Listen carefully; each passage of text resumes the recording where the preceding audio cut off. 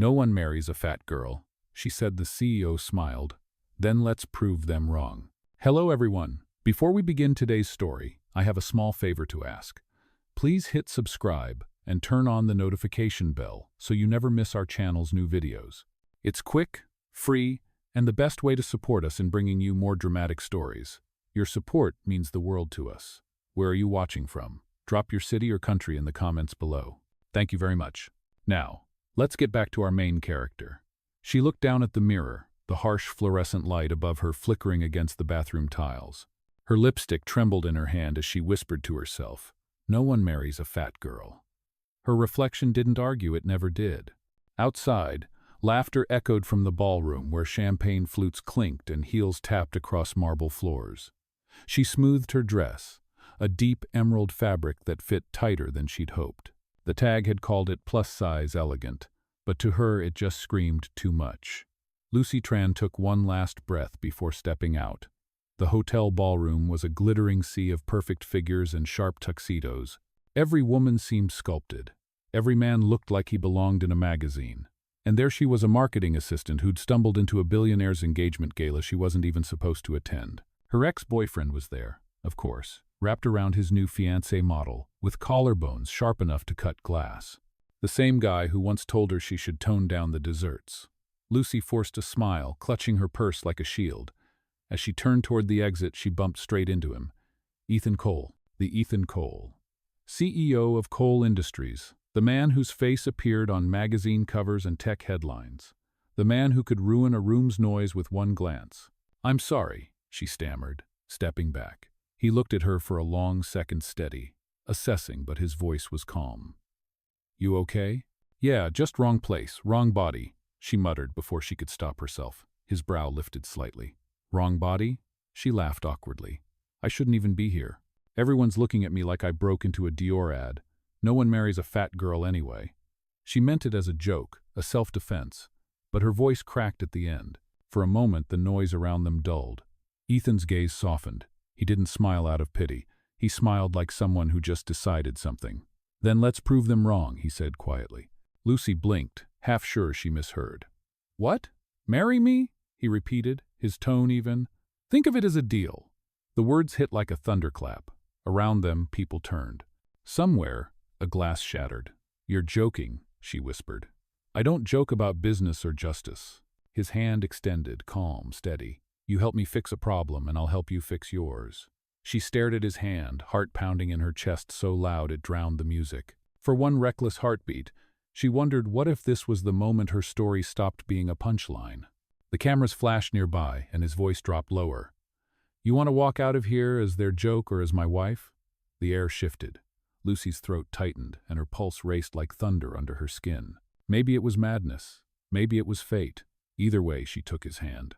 The next morning, the news had already spread like perfume through a crowded room, soft, sweet, and impossible to ignore. "Did you see that?" One headline read. "Ethan Cole's Mystery Bride." Lucy sat on the edge of her small apartment bed, her phone buzzing nonstop with messages from coworkers and distant cousins she barely spoke to. She had not slept. Her mind kept replaying last night like a film stuck on loop, the laughter, the cameras, his calm voice. "Marry me. Think of it as a deal." She had said yes, or maybe she had just not said no. Either way, here she was, staring at a notification that read, "Car arriving at 9 a.m. for contract signing." 9 came faster than she expected. A black car waited outside the cracked sidewalk of her building, the driver's suit sharper than anything she owned. Inside the car, silence wrapped around her like glass. Through the tinted window, New York looked both familiar and foreign, people rushing, lives moving, none of them knowing that somewhere inside a luxury sedan, a woman who had been mocked for her size was about to sign her name next to a billionaire's. Ethan waited in his office, a space so vast it could have fit her entire apartment twice over. He stood by the window when she entered, sunlight cutting across his jawline. "You came," he said. Lucy tried to sound casual. "I figured if I'm going to ruin my life, I should at least do it before lunch." His mouth twitched, a half smile, half respect. On the mahogany table lay the contract. Real paper, not digital. His signature already in black ink. "Clause 7, he said, tapping the page. "Both parties shall act with dignity." Lucy read it twice. You wrote this yourself? Every word. He gestured toward the final page. You have the right to withdraw at any time. But if we do this, we do it right. Appearances, events, interviews. You will need a stylist. There will be scrutiny. She looked up. And what do you get out of this? He hesitated, the mask slipping just a little. A reset. My company is drowning in bad press. You will help me look human again. She signed before she could think too long. The pen trembled in her hand, but the line of her name came out steady. Ethan nodded once, then picked up his phone. Get wardrobe ready. She starts today. The next few hours blurred. Fittings, makeup, endless flashes of white fabric and soft lights. She stood in front of a mirror as assistants zipped a pale blue dress around her waist. For the first time in years, the reflection staring back did not look like an apology. Ethan entered the room mid-fitting, his tie slightly undone, his gaze unreadable. They're going to love you, he said. They will love the story. She arched an eyebrow. Which story is that? The charity case or the human experiment? His eyes held hers for a long moment. The woman who will change how people see beauty, he said quietly. The way he said it made her forget to breathe. That evening, they stood together at the steps of Cole Tower, flashes from the press exploding like fireworks. Smile, he murmured near her ear, the warmth of his breath sending a shiver down her spine. Remember, we are married now. She smiled, and it felt both strange and powerful. The reporters shouted questions, voices overlapping. How did you meet? Is this real? What does it feel like to be Mrs. Cole? Lucy looked at Ethan and said softly, surreal. He squeezed her hand. For a second, under all the noise and lights, she could almost believe it was real. As they walked inside, the cameras still clicking, Lucy whispered, I hope you know what you are doing. Ethan replied, for the first time in a long time, I think I do. And for reasons she could not explain, that scared her even more than the lie itself. The next week moved like a storm Lucy could not control. Every morning began with a schedule from Ethan's assistant. Every minute planned to shape her into the image of a perfect CEO's wife. Breakfast at the Cole penthouse was a quiet ritual of polished silver and crystal glasses. The city spread beneath them like a painting. She was still learning which fork to use, how to smile without looking forced, how to keep her chin high when the cameras flashed. Ethan watched her sometimes, not with judgment but calculation, as if studying the data of her presence. You do not need to change everything, he said one morning, pouring coffee into a porcelain cup. Just remember, people see what you show them. Lucy gave a small laugh. So what should I show them? That I can fit into your world? Ethan met her eyes. Show them that the world is big enough to fit you. She wanted to believe him, but every fitting, every press event, every stylist's whispered a little tighter here, felt like proof that she did not belong. At their first official event together, a charity dinner for mental health awareness, Lucy wore a long navy gown that hugged her curves like silk water. Cameras clicked the moment they stepped out of the car. Reporters shouted questions, and Ethan's hand found hers. Steady, protective. Smile, he murmured. She did, though her heart raced. Inside the ballroom, the air shimmered with perfume and soft jazz. A woman in a diamond choker leaned in and whispered just loud enough, she must have a golden personality. Lucy felt the sting but stayed silent. She had promised herself not to cry, not tonight. During dinner, Ethan stood to speak about his new foundation. His voice was confident, the crowd hanging on every word. Then, to her shock, he gestured toward her. And this project, he said, was inspired by someone who reminded me that dignity is not something you are given, it is something you claim. All eyes turned to her. For a heartbeat, Lucy forgot to breathe. Later, outside on the balcony, she exhaled into the cool night air. You did not have to say that, she said quietly as he joined her. Ethan shrugged. It was true. You make it sound so simple, she said. You stand there, say things like dignity and beauty, and people listen, but they do not see what it costs. Ethan leaned on the railing beside her. You think I do not know what it costs to be judged for what you look like? She looked at him, skeptical. You are a billionaire, Ethan. He smiled, but it did not reach his eyes. And yet every room I walk into, someone thinks they know me before I speak. Money just changes the reason they hate you. His words caught her off guard. For the first time, she saw something fragile behind the steel. So that is why you chose me? She asked. Because I make you look human? He turned toward her. No, because you make me feel like one. The sound of the city below filled the silence between them. Then, A sudden flash of photographer leaning over the railing. Ethan moved instantly, placing a hand on her back, pulling her closer as if protecting her. The picture would hit every headline the next morning. Ethan Cole holds wife tenderly under the stars. Lucy laughed when she saw it. They think it was romantic. Ethan's voice came from behind her. Wasn't it? She turned, about to reply, but his gaze lingered long enough that her breath hitched. For a moment, the world outside, the contracts, the cameras, all of it faded. Then he stepped back, the distance between them snapping like a string. "We have another interview tomorrow," he said. "Get some rest." She watched him leave, the echo of his words tangled with her heartbeat. For the first time since the deal began, she was not sure who was pretending anymore. Lucy woke before sunrise, the soft hum of the city breaking through the glass walls of the penthouse. Her life had turned into a sequence of perfectly arranged days, polished smiles, and staged affection. But somewhere between the flash of cameras and the whispered comments, something inside her had begun to change. She no longer flinched when she saw her reflection. The woman in the mirror stood taller, not because the world had accepted her, but because she had started to accept herself. Ethan noticed it too. One morning, as she poured coffee at the long marble counter, he said quietly, "You are different lately." She looked up, surprised. "Different how?" "You do not apologize when you walk into a room anymore." She tried to laugh it off. "That is because I stopped tripping on my heels." He smiled faintly, setting his tablet aside. "No, it is more than that." Before she could respond, his phone rang, and the spell broke. The call was from a board member, reminding him of a family dinner that night at his mother's estate. "You should come," he said after hanging up. "Family dinner? That sounds personal." "It is part of the deal," he reminded her, though his tone was softer now. That evening, the Cole family mansion glowed like a museum in gold light. Ethan's mother, elegant and sharp-eyed, greeted Lucy with a smile that did not reach her eyes. "So this is the woman who finally made headlines without scandal," she said. Lucy forced a polite laugh.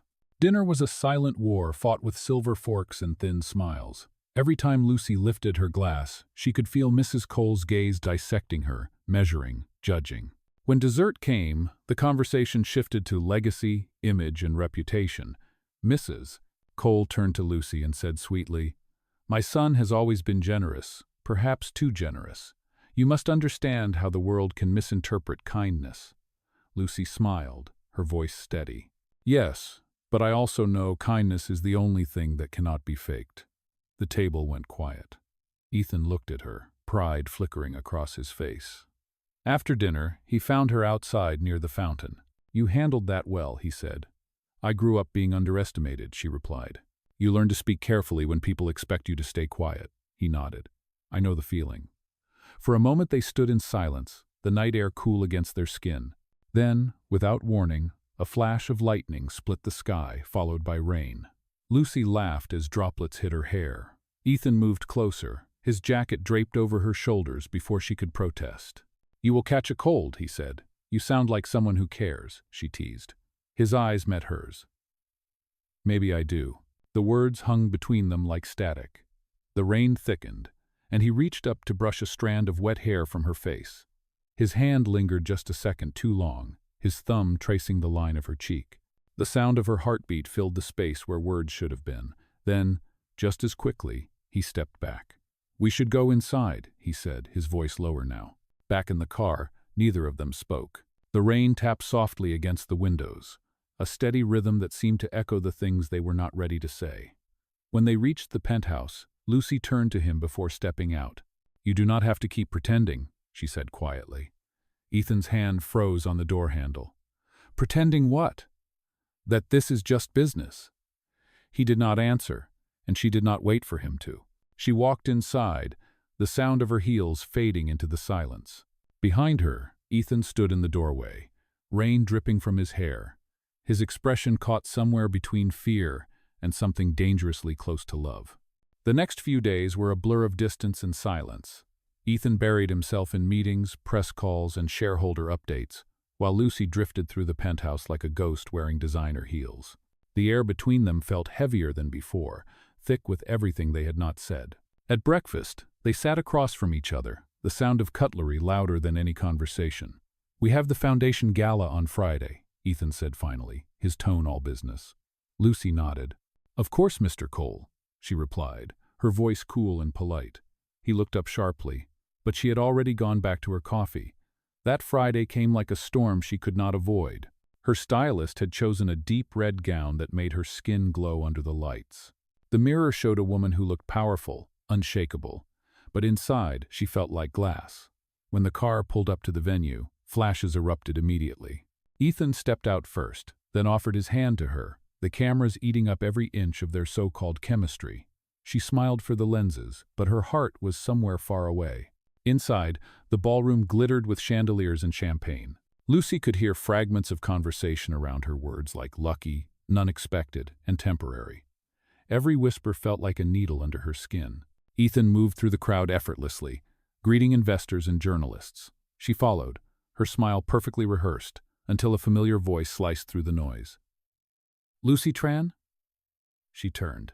Standing a few feet away was Mark Davis, her former co-worker from her old marketing firm, the one who had leaked her photo to social media months ago, captioned with cruel jokes about her body. "I almost did not recognize you," he said with a smirk. "Guess miracles happen." The laughter from the group around him stung, but before Lucy could speak, Ethan appeared at her side.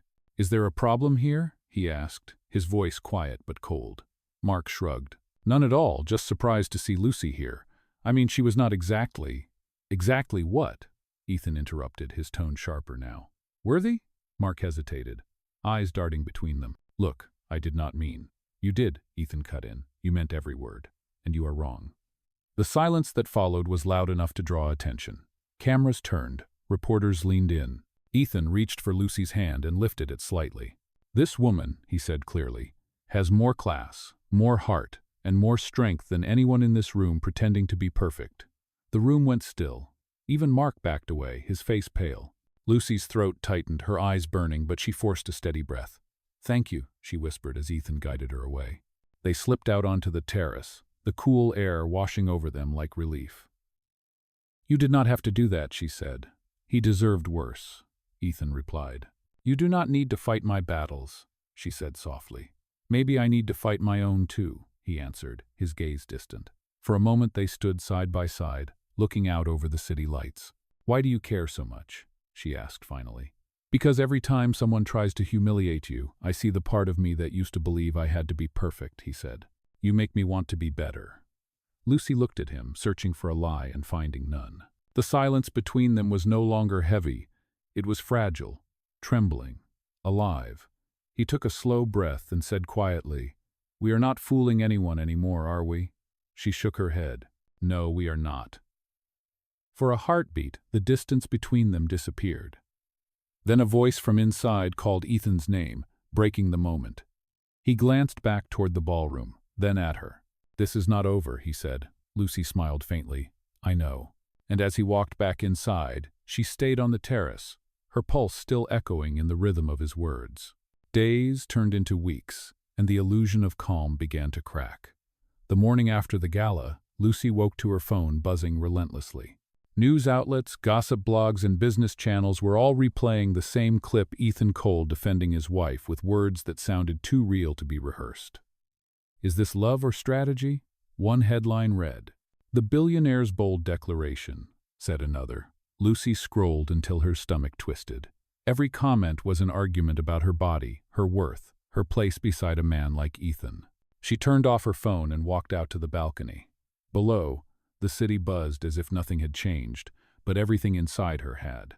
She had wanted to believe his words, but part of her knew that in his world, even kindness had a price tag. When Ethan came home that evening, he looked exhausted. "Damage control all day," he said, loosening his tie. "Apparently defending your wife is bad for stock prices." Lucy frowned. "So that is what I am to them? A market risk?" "That is what you are to them," he said gently, "not to me." She wanted to believe him, but something in his tone made her pause. "Ethan," she said quietly, "tell me the truth. Was that speech about me or about your company?" He looked at her for a long time, and when he spoke, it was almost a whisper. "Both." The honesty stung more than a lie would have. She turned away, blinking back tears. "Thank you for your honesty, Mr. Cole," she said, her voice trembling just enough to hurt. That night, Lucy could not sleep. She went to the guest room, the one that had slowly become her space, and stared at the city lights until dawn. The next morning she packed a small suitcase. Ethan found her by the door, suitcase in hand, her expression calm but final. "Where are you going?" he asked, panic breaking through his controlled tone. "Home," she said simply. "I do not know who I am here anymore. I came into your world to prove something, but I do not even know what that is now." "Lucy, wait," he said, stepping closer. "If this is about what I said, it is about everything," she interrupted softly. "The cameras, the contracts, the pretending. You keep saying dignity cannot be faked, but we have been faking everything." He reached for her hand, but she pulled back. "I need to breathe, Ethan. I need to remember what it feels like to be real." She left before he could stop her, the elevator doors closing between them like a curtain. Outside, the rain had started again, soft and relentless. She took a taxi to her old neighborhood, where the streets were cracked but familiar. Her mother's house still smelled like lavender and coffee. When Lucy walked in, her mother looked up from the kitchen table, her face lighting with a tired but genuine smile. "You came home," she said, her voice full of warmth Lucy had almost forgotten existed. That night, Lucy cooked dinner, laughed, and for the first time in months, felt human again. Meanwhile, Ethan stood alone in the penthouse, staring at the contract on his desk. The paper that had once felt like control now looked like a confession. The ink beside her name was smudged where a tear had fallen when she signed it. He picked it up, folded it carefully, and placed it in a drawer. For the first time in his life, Ethan Cole realized that power meant nothing without peace, and peace meant nothing without her. He grabbed his keys, rain still streaking across the windows, and whispered to himself, "This time, no contracts." Then he left, the echo of the door closing behind him carrying the sound of a man ready to fight for something real. Lucy's days at home passed quietly, filled with small, ordinary moments that felt more honest than anything in the penthouse. She helped her mother in the garden, ran errands through streets that still smelled of rain and coffee, and for the first time in a long time, she did not feel like someone being watched. Yet even in that peace, Ethan lingered in her mind like a shadow that would not leave. Each night she told herself not to check the news, but curiosity always won. His face was everywhere: business reports, interviews, stock updates, but behind his polished smile she saw exhaustion. The world was speculating about their separation now, calling it a publicity stunt gone wrong.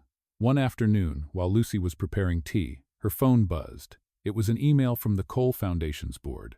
Subject line: termination notice. The message was short. Due to recent events, the Foundation's operations would be frozen pending restructuring. Her name was listed as Associated Personnel.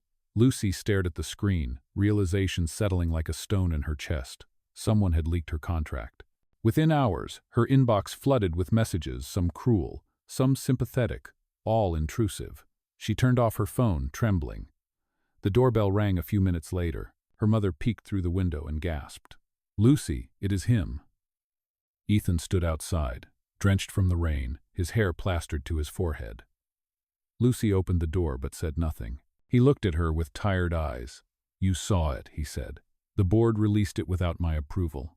"That contract was supposed to be private," she said, her voice steady but cold. "It made me look like a joke, Ethan, like I was hired for sympathy points."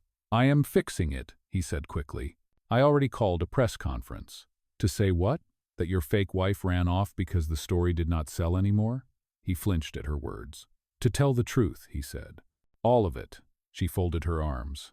"You think that helps me?" Ethan took a step closer, desperation in his voice. "Lucy, they can think whatever they want about me, but they will not drag you through the mud for loving me." Her breath caught. "Who said I loved you?" He looked at her then, really looked, no mask, no arrogance. "You did not have to," he said quietly. "I see it every time you look at me, and it is the same thing I see every time I look at you." Her mother's voice broke the silence from the hallway. "Maybe you should both come inside before you drown out there." Lucy hesitated, then stepped aside. Ethan entered, dripping water onto the wooden floor. For a while, they sat at the kitchen table like strangers sharing a storm. Finally, Lucy asked, "Why now, Ethan? Why fight for me after all this?"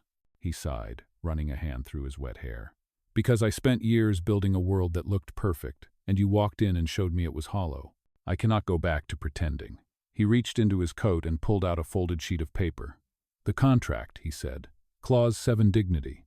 You reminded me what that meant." He tore it in half, the sound sharp in the quiet room.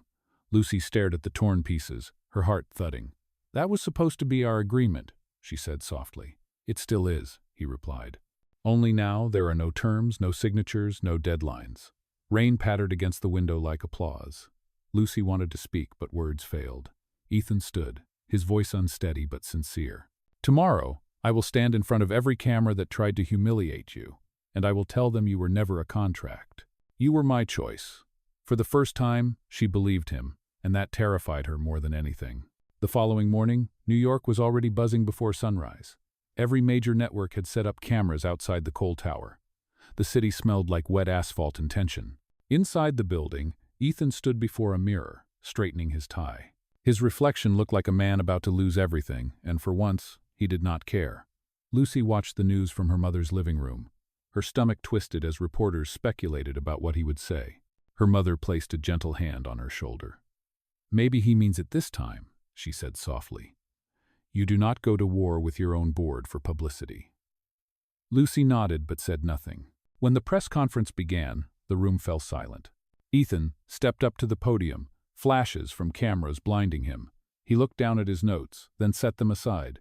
His voice, when it came, was steady. "For years I believed reputation was everything. I built an empire around control and image. But image can lie. People can lie. What cannot lie is kindness," the room murmured. He continued, "You all saw the contract. You all know her name, Lucy Tran. Yes, she signed it. Yes, it began as an agreement. But what you do not know is that she was the first person in years to speak to me without wanting something. She challenged me, humbled me, and reminded me that dignity is not a brand. It is a choice." Reporters began shouting questions, but Ethan raised a hand. "I am not here to defend myself. I am here to apologize. To Lucy. To everyone who judged her because of how she looks, and to every person who was told they are not enough. She is more than enough. She was never my image problem. She was my mirror." Cameras clicked furiously. The speech spread across social media within minutes, clips looping under headlines like "Billionaire confesses real feelings" and "Ethan Cole breaks the internet." Lucy sat frozen, her eyes wet before she even realized she was crying. Her mother handed her a tissue and whispered, "Go." "What?" Lucy asked. "Go to him. You do not need permission to forgive someone who finally learned how to tell the truth." By the time Lucy reached Cole Tower, the crowd outside had grown massive. Reporters shouted as she stepped out of the cab, microphones thrust toward her face. "Lucy, are you still his wife? Was it all real?" She did not answer. She walked straight through the front doors, past security, up the marble stairs, her heart pounding like a drum. Ethan was still on stage, surrounded by chaos, when she appeared at the edge of the crowd. He froze mid-sentence, eyes locking on her as if the world had stopped moving. "Lucy," he said softly, microphone forgotten in his hand. The crowd parted as she walked toward him. "You said I was your mirror," she said, voice trembling. "Do you still see me clearly?" "Clearer than ever," he replied, "but only if you are still looking back." She smiled through her tears. "I came to return something." From her purse, she pulled out the small silver necklace he had given her during their first photo shoot, the one she had left behind when she walked away. She placed it in his hand. "I do not need this to remember who I am," she said, "but I thought maybe you did." He closed his hand around it, eyes shining. "Then keep this," he said, pulling a single folded paper from his pocket, the torn contract, now taped together down the middle. "Clause 7, he whispered. "Both parties shall act with dignity. I am ready to live by it, no signatures needed." The room erupted in applause, flashes bursting like fireworks. Lucy laughed through her tears as Ethan stepped closer. "So what now?" she asked. "Now," he said, "we start for real." He took her hand, and for the first time, she did not feel like someone being rescued. She felt like someone choosing to stay. The weeks that followed felt like breathing after holding her breath for too long. The world did not stop talking about them, but this time, Lucy did not flinch when she saw her name online. The narrative had changed. Headlines that once mocked her now called her the woman who made a billionaire believe in kindness. Ethan's confession had gone viral, not as scandal, but as something oddly pure. He had turned public shame into public truth, and somehow that truth had set them both free. Together, they built something new. The Cole Foundation reopened under Lucy's direction. its mission redefined to promote self-worth, inclusivity, and mental health awareness.